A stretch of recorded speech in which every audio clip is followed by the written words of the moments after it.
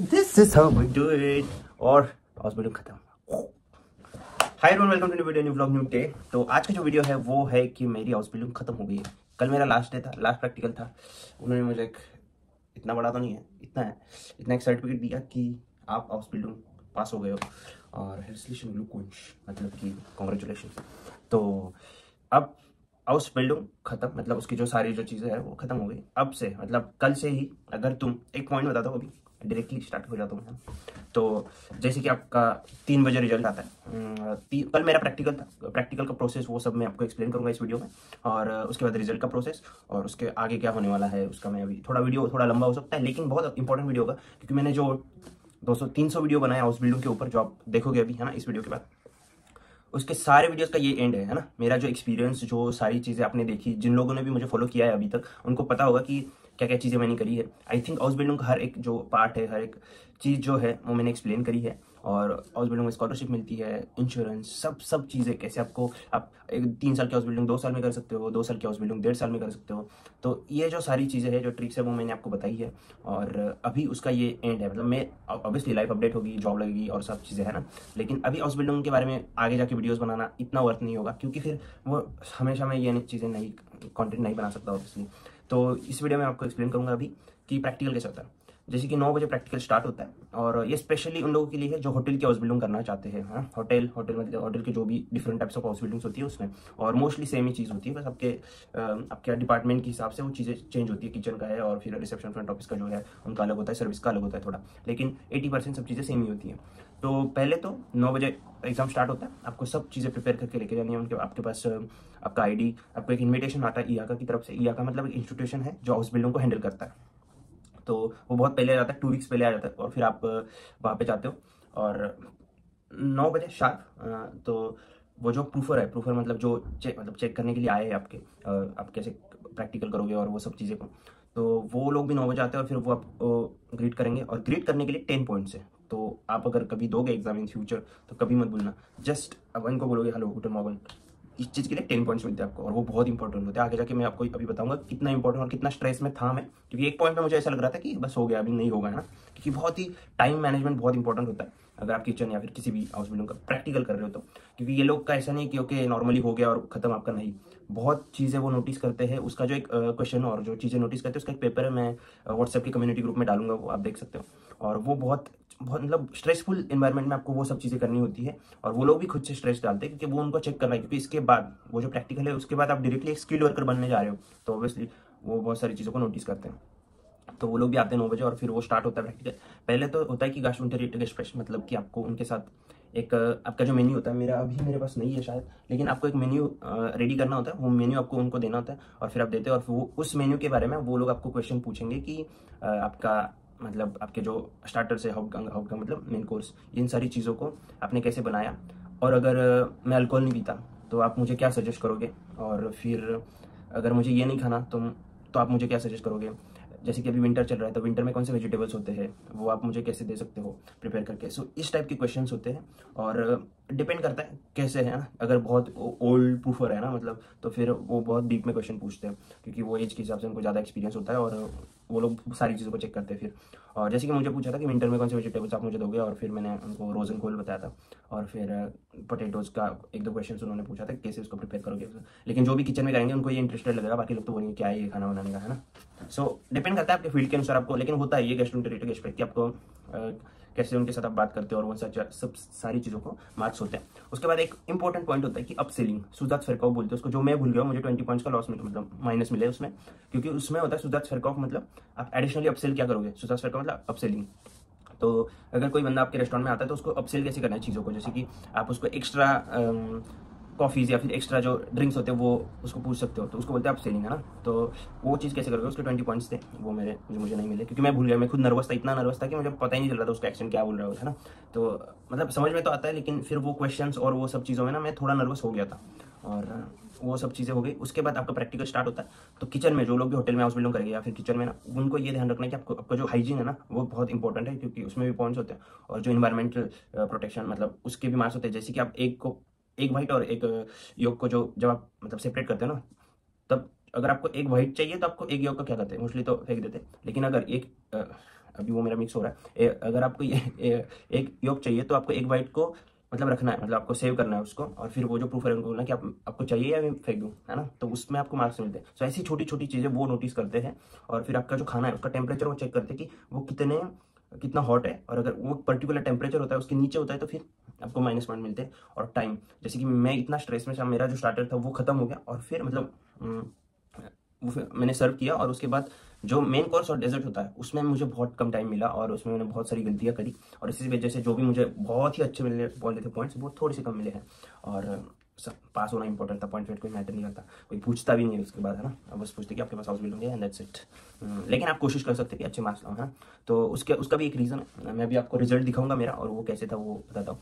तो ऐसा था, बहुत स्ट्रेसफुल इन्वायरमेंट में आपको वो जब आप कुकिंग कर रहे हो ना, वो बीच में आके क्वेश्चन पूछते कि कैसे बना रहे हो, क्या क्या उसमें डाला है ना। उसमें आपको वो माहौल क्रिएट करते कि इसको अच्छे से परखा जाए कि क्या बंदा सच में रेडी है जर्मन शेफ बनने के लिए। तो वो चीज़ें होती हैं। सो आपको बस नर्वस नहीं होना मेरी तरह, और आपको कॉन्फिडेंस रहना है आपकी स्किल के ऊपर। जो 3 साल में आपने सीखा है उसको ही बस आपको दिमाग में रख के काम करना है। मैंने भी बहुत सारे लोगों की हेल्प ली थी, मेरे अराउंड जो भी है मेरे साथ काम करते हैं उनकी, तो उन्होंने मुझे हेल्प करी कि कैसे आपको चीज़ों को करना है करके। और पूछने में आई डोंट थिंक कोई गलत बात है, अगर आपको कुछ नहीं आ रहा है तो पूछ लो, है ना। सो अच्छा हो जाता है सब चीज़ें। सो उसके बाद आपको 1-2 घंटा वेट करना होता है, वहीं पे बैठते हो आप, और फिर आपका आता है रिजल्ट। तो क्योंकि रिजल्ट तुरंत आ जाता है, क्योंकि आपने रिटन एग्जाम है उसके रिजल्ट को टाइम लगता है, 3 वीक्स लगते हैं। लेकिन जो प्रैक्टिकल एग्जाम के वो वहीं पे दे देते हैं आपको, है ना, उनके पास सारी चीज़ें होती हैं। और फिर 3 बजे आपका मुझे रिजल्ट मिला, और वो रिजल्ट कुछ ऐसा था, मैं दिखा रहा हूँ क्या था।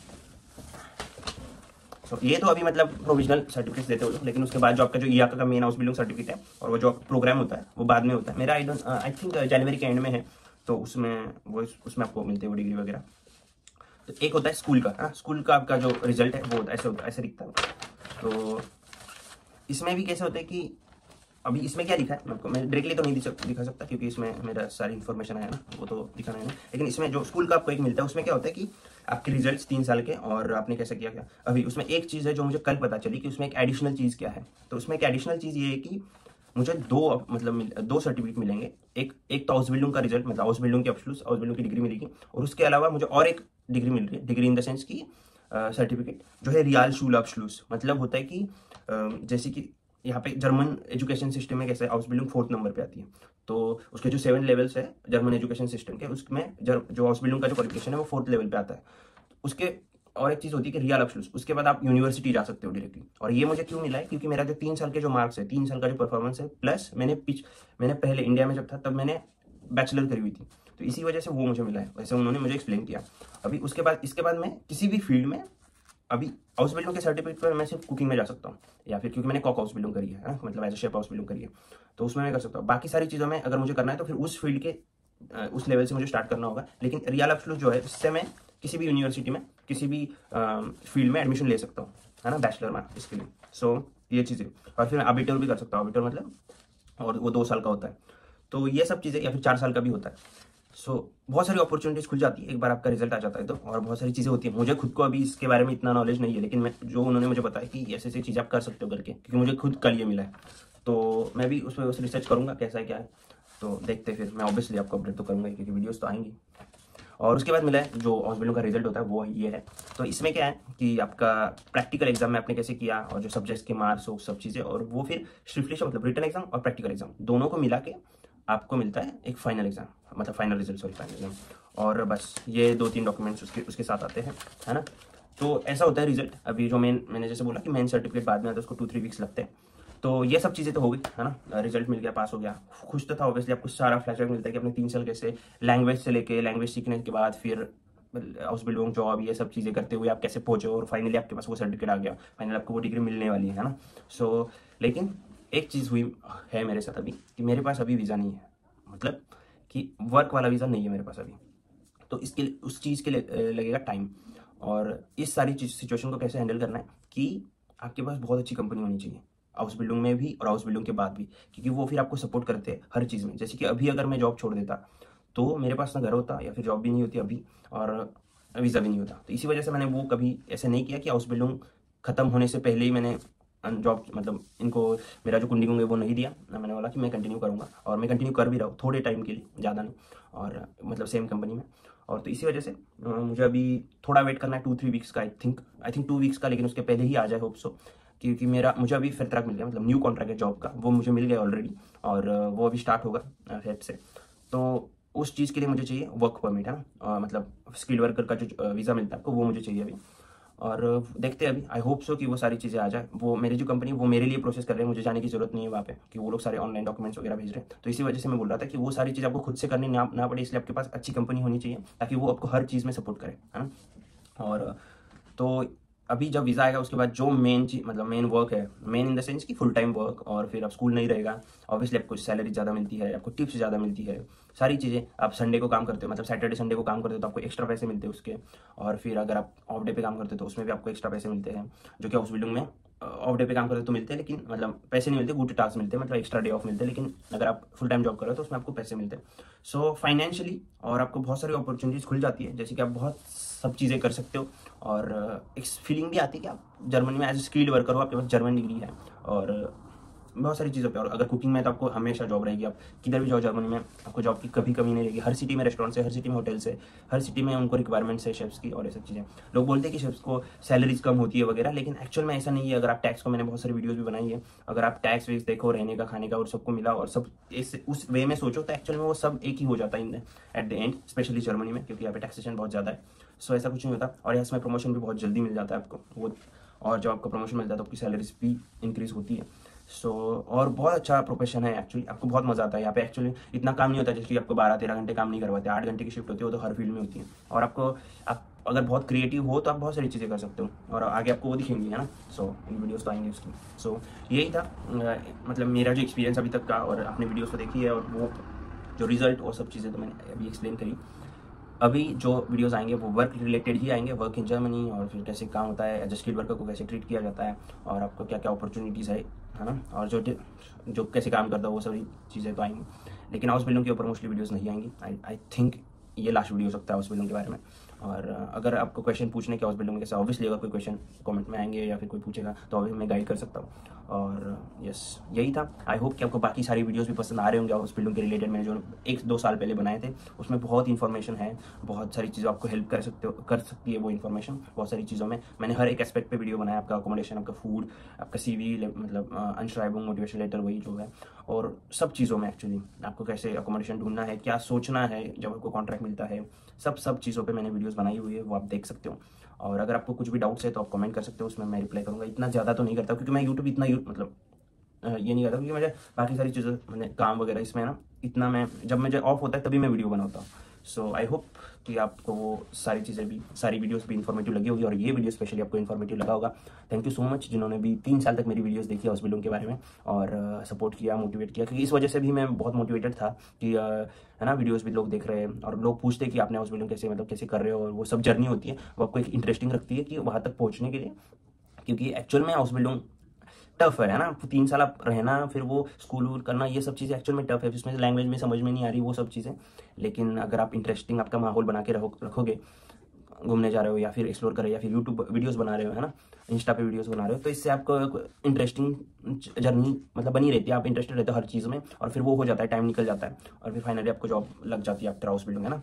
सो आई होप, और सेम कंपनी में अगर आप कंटिन्यू करते हो तो आपको बस कुछ नहीं करना होता, उनको बोलना कि आई वांट टू कंटिन्यू, और फिर वो आपको कॉन्ट्रैक्ट दे देते हैं।